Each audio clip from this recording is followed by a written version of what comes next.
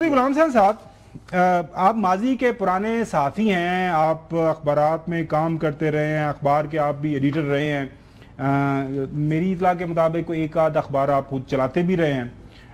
आपको पता है कि न्यूज़पेपर किस तरह वर्क करता है।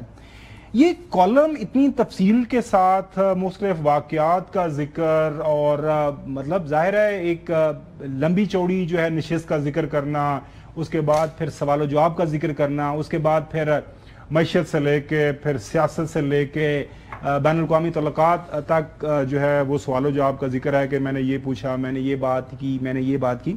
जब मुलाकात हुई नहीं है तो फिर ये सारा कॉलम कैसा, ये 2 घंटे की तवील नशिस्त कैसी, खुरदरे सवालात कैसे? ये फिर ख्वाब है सर। मैं ये तो आपसे जानना चाह रहा हूँ, ये कैसे ये ख्वाब? मेरे से क्या जानने हैं, मैं आपको कह रहा हूँ कि उन्होंने यानी अच्छी तारीफें की हैं तो उसको उसी पर रहने दें। यानी जो बात गलत है कोई उन्होंने की है तो उसकी तरदीद हो गई है, ख़त्म करें।